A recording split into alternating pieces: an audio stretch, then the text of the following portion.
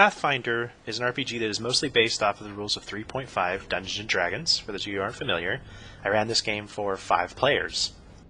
The setting is a primitive land where the core races, dwarves, elves, humans, and the like, have all allied together in a couple of giant cities for the world's first civilization.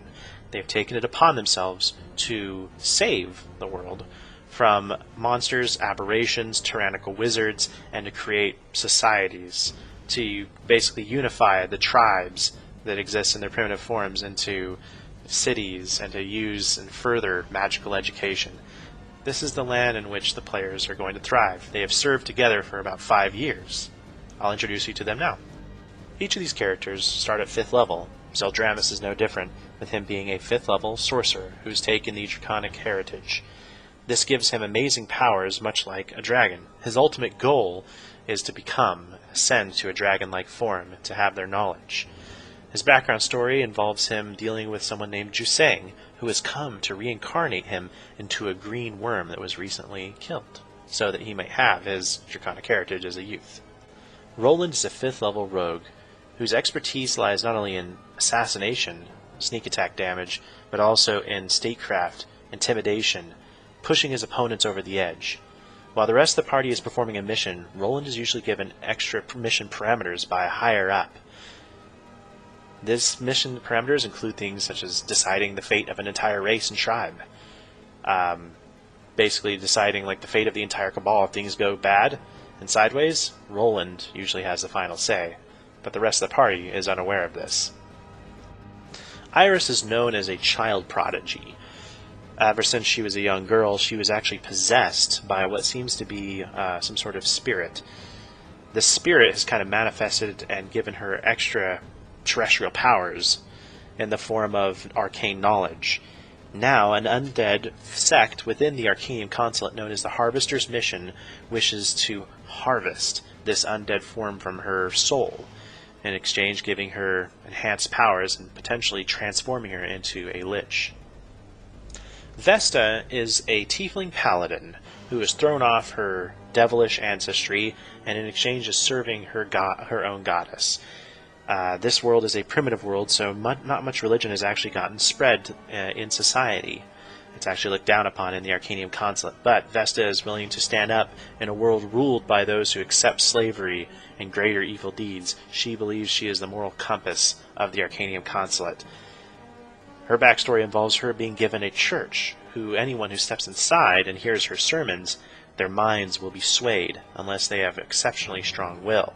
She has used this in the beginning to give herself a bunch of extra followers who serve her willingly and even tithe their own belongings, like a paladin would.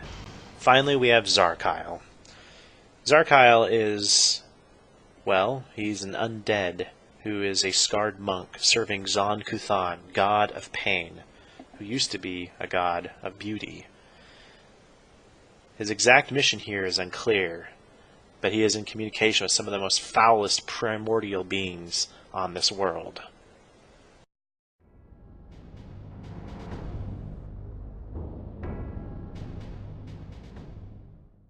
I'm going to give some backstory here. All of you have known each other for, like I said, at least 5 years. So, you can treat each other however you want, but that comes in the case here where you owe each other your lives. For example, probably going through multiple missions. You've been through some tough times together, so just take that into consideration. You shouldn't be treating each other like you haven't ever known each other. Who the Well, fuck are you? my character probably knew Koros fairly well. Okay. Sure, So, I guess. Kind of, not really, but yeah. let's go ahead and we'll start with some in-game introductions here, just so everyone knows a little bit about each other. Right. So I'm going to start, like I said, Zeldramis. Go ahead and Can shoot. I title Holland first, honestly? All right. Well, then we'll All have right, we're Vesta live go too, by the next. way. Vesta, go ahead and introduce yourself, what you're good at, and kind of like what your character's about.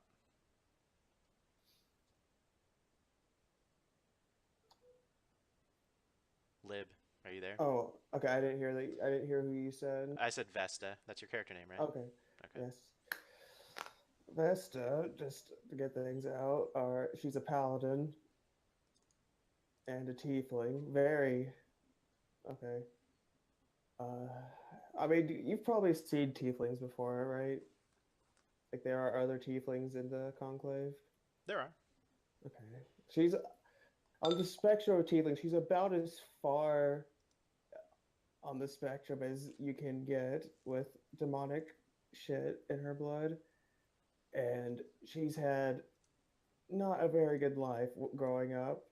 Like for the first 10 years of her life, she lived in a small village where she was basically a street urchin and was just treated like complete garbage because they honestly just feared her. They didn't know what she was, and they just sort of tolerated her because she didn't do anything up until the point that they had a horrible harvest, and they almost killed her, and she was taken in by a older gentleman who trained her in the ways of his order, and eventually when she came of age she took up the sword and after a series of adventures came under service of the magister. Well, she was a magister at the time, but she's basically been like a personal assistant to her. Okay. And what are your goals as like your paladin character? Like everyone else will probably have an idea about since you've been working with everyone for so long.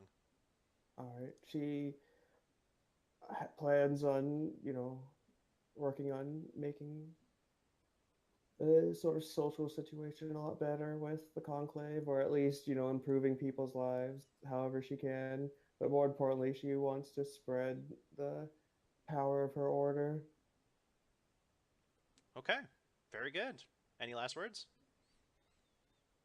uh, I mean, I guess as for physical description, she has hooves and a tail, and her eyes are bright solid blue with no pupils, and that's about it. She's 7 feet tall, so she's not exactly a small person. Cool. All right, Roland, you're up. All right. Roland is a slightly elfy-looking human, tall and slender. Doesn't really have any odd hair color or eye color, apparently, but he looks about like that, like what the portrait is. Uh, he was orphaned at an early age and grew up in this in within the cabal, trying to figure out who his parents were, and learned that he was pretty good at talking to people. So he used that to help you guys get out of some annoying situations, and when that didn't work, he would figure out how to manipulate targets of the cabal through their family members or friends. Okay. And so, what are your goals? Do you have any goals beyond what you were saying? Yeah, continuing to figure out who his parents are. He doesn't really know a lot because he just sort of plopped down somewhere, and well, that's about it. Okay. Zarkile. Zarkile, even to those who have known him for any decent amount of time, it can best be described as an oddity, if not a mystery.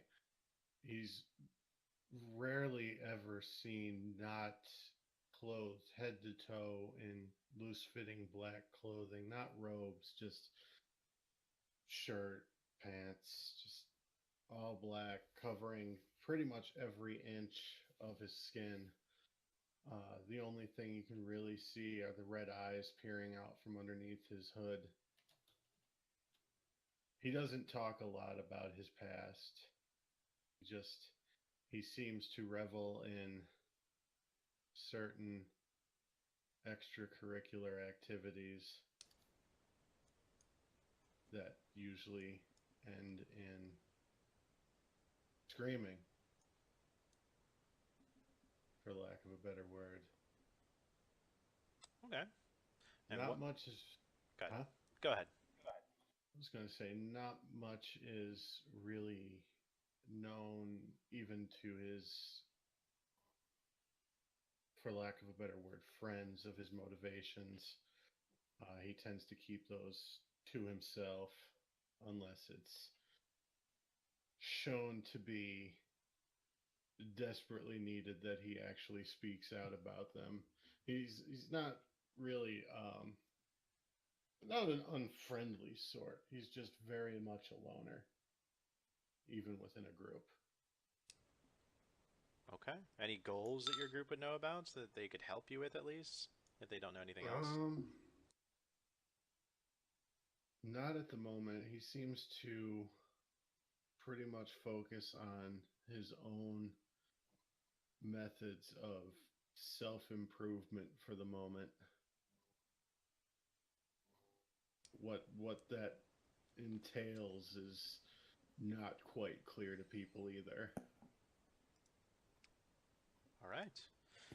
Iris God Dread. damn it. All right. Oh. Some supposed to explain about. Okay. She's a human.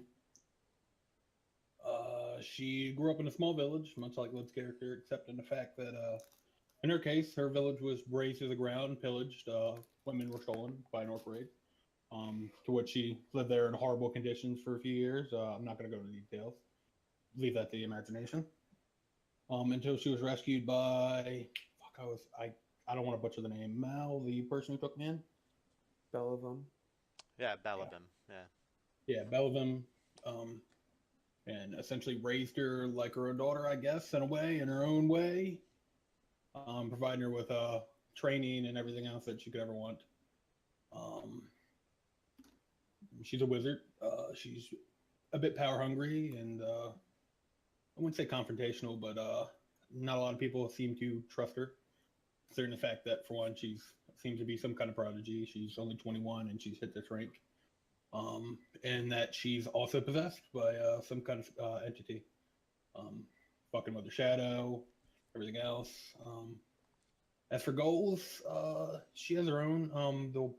Probably the only one that you guys really would be privy to is the fact that she wants to climb rank to the top of the Cabal. At least for now, that's the goal. So yeah. Very good. Yeah. Zeldramus. Zeldramus is a human sorcerer. His past, like he grew up in a village of servants to a great green worm, who was like at the end of his lifespan and died sometime during his childhood. After his death, his mother and him moved to the coalition, and well, ever since he's been trying to figure out, like when he grew up, his main goal is to try and figure out his bloodline, his powers, basically, as I guess a descendant of this great green worm. All right. Very good. So, that leads us to the present day. You all have heard that you need to return to Sez Harin, that's the first city, where you're going to be briefed on how to obtain the Cascade Core, an artifact that is rumored to be able to protect the entire city from Dragon's Breath.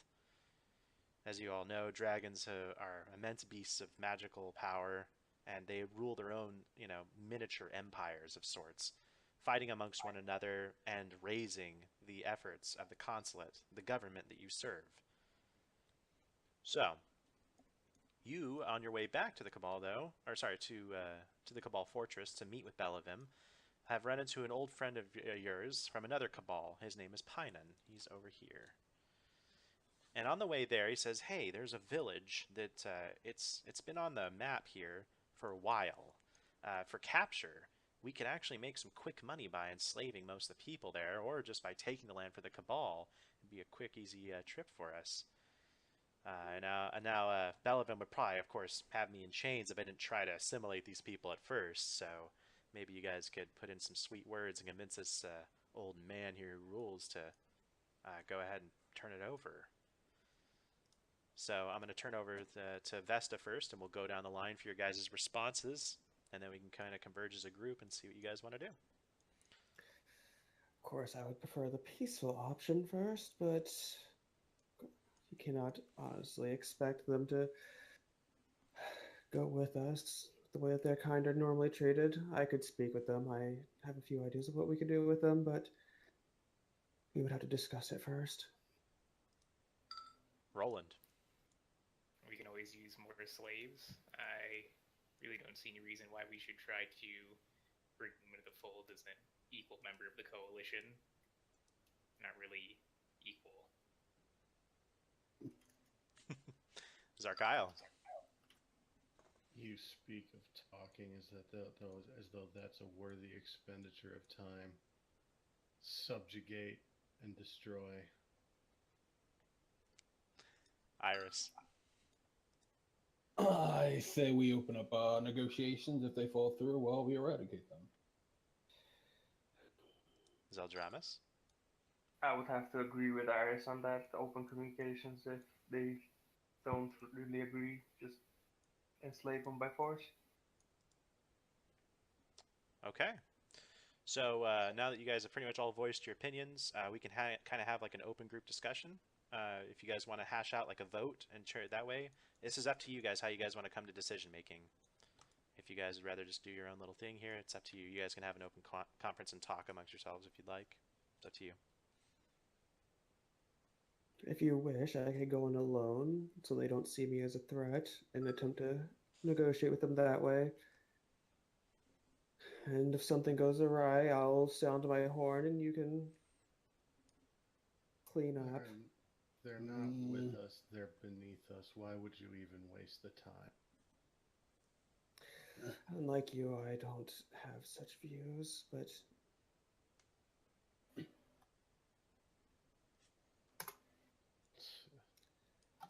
Are you really sure that you wouldn't raise suspicion among them? I mean, even among us, you occasionally get the odd look. I am think well aware that my appearance is abnormal, but it's the best I can do. It is my prerogative to attempt to protect the people of this land however I can, but it is also my prerogative to follow the orders of the coalition. Did you guys want to come to a vote to decide on how to do this as a group, or did you want to? I was my character. I would probably say something along the lines of, Good. Yeah. So I doubt I don't put my trust in you having the effect to sway them. I mean, if anything, more than just one of us should go. If we don't outright raise the village to the ground. Yeah, I was gonna say that as well. That maybe I or someone else should go with him, just in case.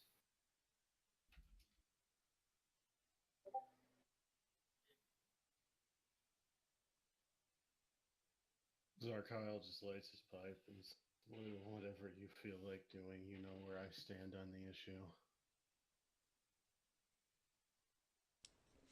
Okay. Well, then you guys will all pretty much, you can choose anywhere you want to come into the town. You can stand up on high points, right next to the leader if you'd like, anywhere you want. Where's Python right now? Python is right here. He is currently just trying to open up negotiations with Kuldrada. Yeah, I will. I guess I will enter in with him. Yeah. Weapons not drawn and whatnot. And I told Montgomery to wait outside. Weapons? Who needs weapons? Sorry. This is all outside, by the way. These are individual little huts, and then these tall gray things are, boulders are tall, mountain pieces. Zarkyle sighs and joins the rest of them. He's hanging back a little bit. Not outwardly threatening, just standing there smoking his pipe. Okay. Well, we'll go back to the turn-based order for speech then, since this is about to probably enter where we start doing rolls. Pinon starts off, since he's kind of opening things up for you guys. He says, "Now, listen, Coldrada. You've got to understand, this land, it means a lot to the consulate. It's the most arable in this valley. You and your people, you'd be protected from the dragons." Coldrada just shakes his head, looking towards the statue, and he responds, "But our people are... You're known for not honoring your promises. The village just over the next couple leagues. It was been destroyed by dragons. How could you even promise that you'd protect us? I don't believe what you're saying is true." He looks like he wants to believe, Coldrada does, but he's just having some trouble getting there. Vesta. Your name is Caldrada, yes? He nods. I understand the difficulty of this decision. The coalition isn't exactly the nicest to your kind. As you can see, I am also one who is abnormal. Just looks at you. However, the coalition will have this land, whether you or I want it. Unfortunate as it is, but I have a proposal for you, one that will keep your people safe and will allow you to live in peace without fear of any subjugation. He waits for you to make your point. Are you trying to make him like you more with diplomacy, or are you going to propose something here? I was attempting to propose something. Go ahead. We own our own village, and on that village I own land, a significant amount of land. Land that I can keep safe for your people if you are willing to leave this place. As unfortunate as it is, we can attempt to move your relax. I can house you, feed you, offer you work even. What about our Ankegs? Coldrada replies.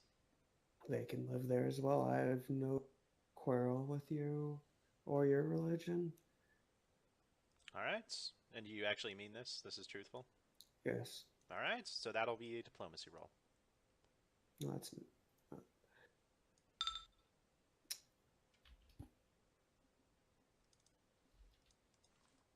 So Caldrada is listening. He's now receptive to your ideas. This is going to give you a +2 to diplomacy. So 16. So, well, no. You still have a 14. This is pretty much your turn is over. You've improved a standing towards the group. Yeah. So we get a +2 on diplomacy. Coldrada says, yeah, exactly. Coldrada just nods, but what about, the threat of dragons and that other village, that was so close and you let it be destroyed? This is where Roland's turn comes in. Unless you want to skip and not say anything, Roland, because you're not a real diplomatic character. I'm diplomatic.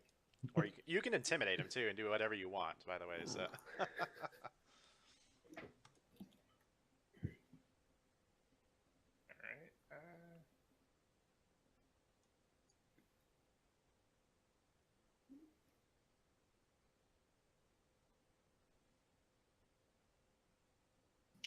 So you offered him to help out at your temple? Right? Well, I still own the land of my plantation, and I could offer them work as farmers. Like, this is out of character. Alright.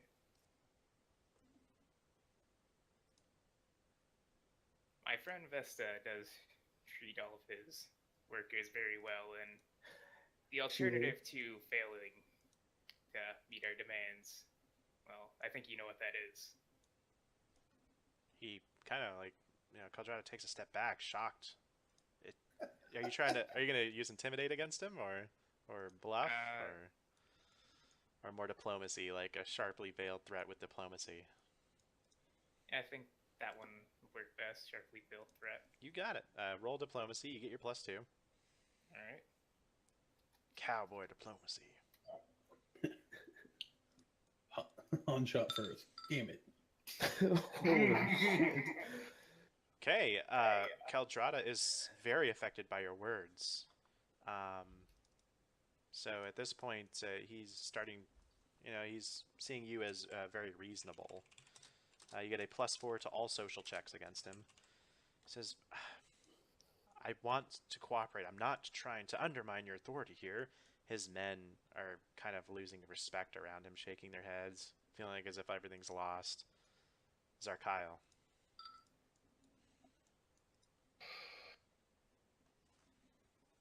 He's going to remain silent for the moment and just watch the situation, taking another drag on his. Okay. Iris.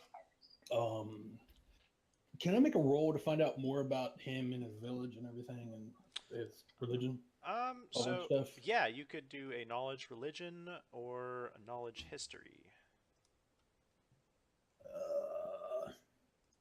They're both the same, so we'll do religion or not history.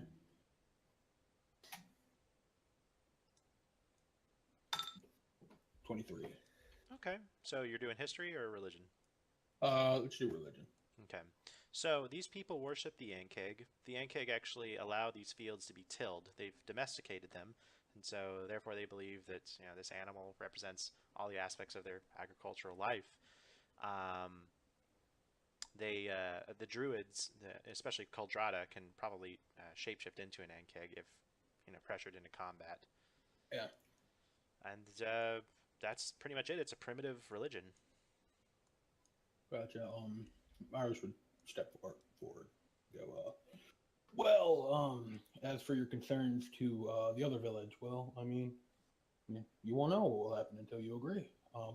But yes, my friend Roland does make a valid point that the coalition has a track record of dealing with things that go against them, and I'd hate to see that happen here. And so, I mean, it seems like you're already starting to understand reason. I mean, and surely you can sway your men to join the coalition too. But I'd rather not end this badly. Okay. So intimidate or diplomacy? It's starting to sound more like intimidation, but I'll let you have the choice. I'll do diplomacy. Okay. Is it still a +4? You get a +4 now, yeah, because he's seeing you as reasonable. Reasonable as I threaten to burn down the village, yes. Well, I mean, we started, pretty nice with Vesta, saying, hey, you can come to our land, Then Roland's like, if you don't come to our land, we're gonna, make sure things don't end badly. Bam, 35. Okay, so I rolled a 20. Holy shit. at this point, Oh wait, no, never mind. No, it didn't. Yeah, 20 plus. There we go. 15. No, I rolled /roll 20 plus 15. There was no D in there. So 31. I lost 4 points, but So cool. Okay, so Caldrada then just hangs his head, seeing this isn't gonna end well, and none of his men do. Zeldramus, you can have the last word, but it looks like Caldrada's ready just to buckle and surrender. The dramas would be, during this whole conversation, he would be listening, but just like looking around, checking the place out. And he would just like step forward without really looking at the person. And he would just say, look, I think this is a reasonable offer we're giving you. And in regards of all the dragons, the coalition is working on something to protect against dragon attacks. So you shouldn't be worried about that too much. That's all I'm gonna say. He looks at you and he smiles. Thank you. That's all I wanted to know. I don't see any reason why we would go against the coalition at this point. Then, okay, you have my word. Just as long as none of my people are enslaved, we'll work this land for you. But I don't want any of my men to be enslaved. Back to Vesta. As I said, I have land you may work.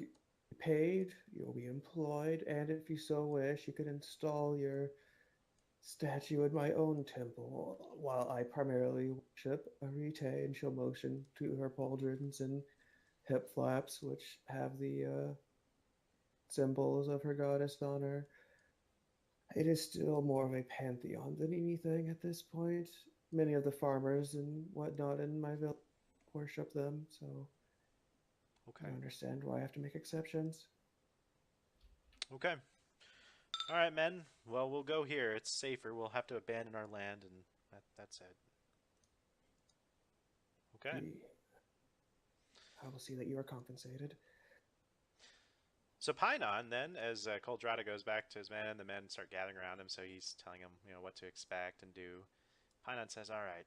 So now Ovidus back at the fortress, he's offering 200 gold a slave. Like we could just round everybody up and split it right down the middle, right?" That is fantastical. I will not go back on my deal. Oh, come on, Vesta. Like you haven't done something, shady for your No, god once in a while. I haven't. Not even a little bit of stealing or killing for your god. Killing, yes, but there's honor in honorable combat. That is all I do. I So challenge Kyle- them. So Kyle just moves to stand closer to Pinon. You can tell Yeah. where his opinion lies. Yep. So yeah, we can break into a group discussion at this point if you guys would like to. Go ahead. I know Goody Two Shoes doesn't want to enslave people.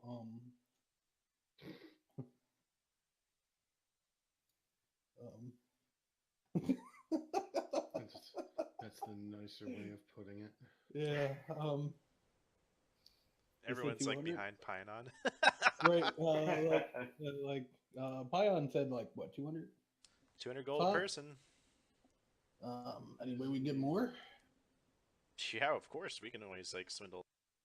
We can swindle old Ovidus, I'm sure, out of a little more. I mean, you seem to be pretty good at talking this fool into giving up his land and people. Well, I mean, I didn't really talk on it. It's just a concern that might happen. I couldn't talk a sorcerer out of casting magic missile. No comment there. I say we take them.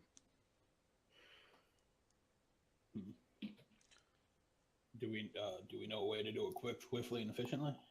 Well, yeah, Pinon says we'd probably just tell him we're taking him back to Vesta's, and Vesta, I know you don't want to go back on your deal, so maybe a compromise is you take the leader and some of his men, and we take half the men, and we tell him we're going to a different village, and that's easy.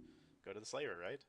Seems a little fair. How about this? Since they will be working my farms and selling my crops, I will give a portion of my profits to you for a time, at least.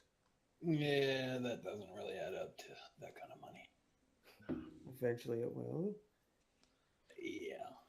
There are only, a dozen or so people here? Jim, how many people are actually in the village? Jim? I'm sorry, who are you talking to? GM. Oh, sorry. So, okay, if you were to it's just the people that are here, pretty much, that would count as, good slaves. So you're looking at just a little over, 1,200 gold. Probably, actually, if you took the whole village, I'm sorry, there's probably about 50 people here, so, you get, a good 25 slaves out of them.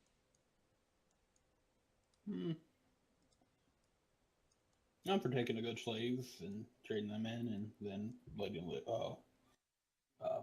it Vesta? Yeah, Vesta take the ones that aren't worth the damn.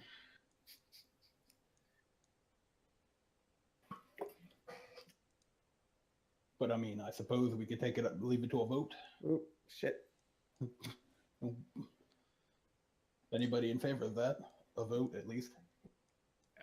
Sure, although I agree with what you propose, just taking out the good slaves and letting Vesta have the ones that we wouldn't get anything for anyways. I mean, if he's not looking to make it, if she's not making to look at making any money, then what's the point of giving her the good ones?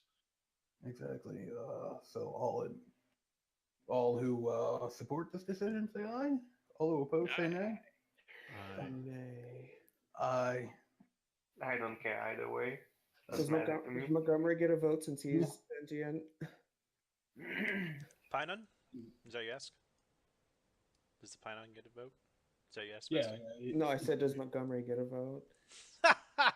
No. Did the lion or tiger or the cat say anything to convince these people? No. It's 3 versus 2 either way. So Okay. if we go with diplomacy, you lost either way. Since I'm not picking a side, I'm just like, I don't really care. Meh. How much money would I have from tithing? Like right now? Yeah, Maybe like 50 gold. damn. All right. We're trying to pay us off. No, well, I guess I could talk to him. Maybe he can Pinon put it feels- on my tab, and I can buy them myself as slaves. You still get paid, and I get them and can free them in my time. Yeah. Pinon says, so you just want to buy the slaves from us then? I mean, shit, cut out the middleman, right? Yeah, like I do not have the gold on me, but I'm sure I could procure it if need be. I'm sure you're good for it. If not, Kitty Cat over here could pay. Montgomery hisses at him. I can't imagine why you wouldn't have the gold. yeah, I would rather not get an IOU and actually get coin. Like I said, Pinon says, you guys are cold. It's You'll business, get your is all. gold. It's either getting your gold later and all are happy, or getting your gold now. And some of us are very upset. You mean some being only you and Yes, they don't count. and gold eventually? I'd rather have gold now. No offense.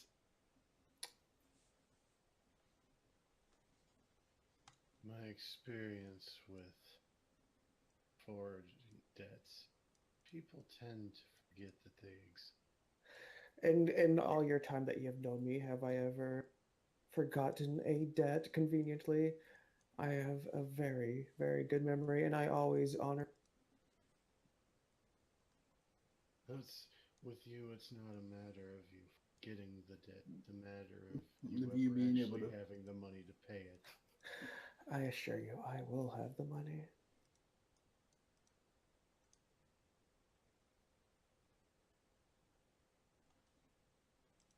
Pinon says, good enough for me. I was gone. Yeah, we're still taking them to it. And I will talk to him about that. I will have a bank note sent to him, and they will be sent to my estate, and I will deal with them as I see fit. It is business after all. You still get paid. What happens after you send them to him is not your business. I will talk to him alone if need be. Okay, so out of character. So you're saying you're all for us taking the good slaves over to what's his face? And Getting then I'm paid. going to Okay, yeah. and then I'm going to talk to him afterwards to get them back. And then yeah, Yeah, that's fine. if that's I will speak to him if you so wish.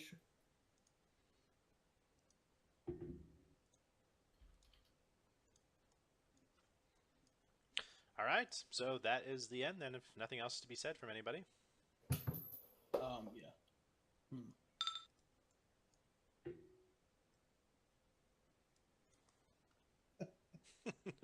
Will it take any convincing to get? Hey, we're splitting you up. Like we're like another village is gonna need you. You'll be taken care of just fine. Like, do we need a roll for that, or are they gonna be okay? Yeah, well. So you travel to the back to. Well, Oh, go ahead. oh, sorry. Are you gonna do I was something going to talk to the leader real quick. else? Oh, okay, go ahead. Just show motion to speak with him alone. Okay. There is a bit of a situation, but nothing that we cannot handle. He looks at you. What? Everything's still the They- same, right? In the end, it will be, but for now, some of your people will have to be taken as slaves, air quotes. But I No. will purchase them and I will give you your freedom. Otherwise, I have no sway in this situation. That is unacceptable. We came to an agreement. Yes, and the agreement is the same. What you will get is that you will get split up for maybe a day at most, and then you will be back together because I will be buying you back and then granting you your freedom as soon as you return to my farmstead, because I have honor, and the goddess would not accept me having slaves. Make a diplomacy roll with a -5. Would I still have the +4 from before? He no longer sees you as reasonable. Have to say shit. Oh, fuck. So that's a 10. No, I already did the -5. Oh, okay. So 15. He says, "This is not what we talked about. This is not what we agreed on. I'm not going." It hasn't even been 5 minutes, and you've already changed the agreement. He's starting to get more and more upset. Changed nothing. They wanted this because they are fools. I do not agree with them. They only want gold, and if I were not here, they would have attacked you right off. I am trying to protect you as best as I can. Wow. Please understand that I have your best interest at heart. Roland, what do you do? So can we hear all this, or? Yeah. All right. Oh, I thought I walked away with them. Well, he's pretty upset. He's just still right here. You're just right here. You know.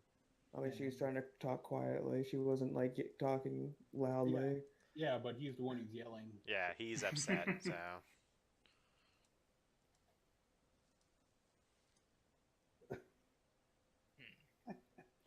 Did you want to think about something and pass your turn, or okay, go ahead.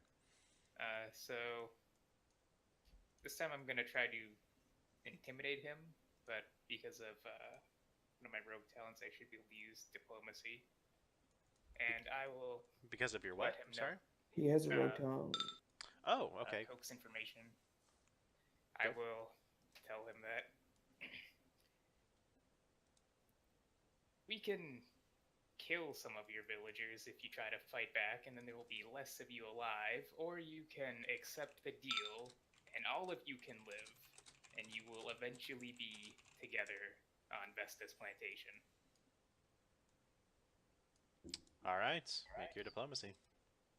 And is this still the -5? It's a -5 still. All right.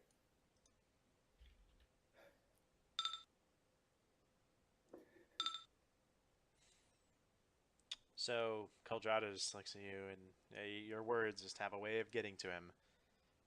And he melts down again, de-escalates. All right. Let's just do this. Let's get this over with. It's gonna happen eventually. My apologies, friend, but everything will be back to normal soon enough. I promise you that. Yes, thank you for seeing things our way. Okay. Any last words from anybody before we leave this map and scene? It's all worked itself out right now, right? Yeah, they're going back, and it's gonna happen as you guys said. So. Other than that, I don't really have anything else to add. Out of game, like, how the hell are you talking in character like that? I forgot to ask. Right-click on your token and click impersonate. Yep. Also, Zodramas during the whole thing, the second conversation would just be holding his head and shaking it. Why can't he just be quiet? Zarkyle has nothing to add at this Yeah. Iris is just like, God damn it, goody two shoes. It's a she. You're goody two shoes, damn it. That's what I refer to you as. All right. So, everybody, let's go ahead and bound up your characters here, and I'll transport you You can pretty much copy and paste your tokens onto the next map, which you should be able to see is called Sezharin, the First Founding. So do I click copy? So yeah, just you can Control C. That's Okay. an easy way. Once you have your token selected, Control C it. All right, and then we switch to which one? Sezharin, the First Founding. That's in the upper right-hand corner. You see Or do you select want us to map. plonk us down just anywhere? Anywhere you want. Yeah, this is a founding map, so most maps you're going to find that you have freedom to put down most places where you want. So, in the city, you guys walk up into the... Or, sorry, you're riding back to the city, or walking if you don't have a mount. And the city rises up as a pretty much a jewel here in this wild land. It's just nothing but gnarled forest, unforgiving mountains and climates, and then suddenly civilization. Perfect circle of walls around a pretty big city. The city holds around 500,000 people, all of different races. It's an accomplishment to have that many people in the city with distribution of food, clean water, plumbing. There are currently 2 cities in the consulate government. This one and Talharin, the second founding. Both of them in the sky have a beacon that looks like a star at night and a dimly lit light during the day. It's way up in the sky. They're the twin stars. That's what kind of helps everyone navigate to them if they can't see them. If they lose their map or their way. It also helps basically tribes and races who are outside the city find this city and kind of get assimilated easier. So you arrive in the center. These are the locations that you guys know about right now and can go to. Later on, there'll be more locations. If you highlight over the image, you'll see a description of the place and kind of what you can do there. So from here, you guys can choose where you want to go. All right, there's the bizarre. All right, question. Don't we have our own settlement or whatever, village or something? You do. You do have that. You can go to it, but there's no map for it right now. So no, I mean I'm saying it's not actually in the city or the other city, right? It's not. No, it's your own little fiefdom that you run. Okay. Also, we never named it. Well, you'll have to come to that outside of the game.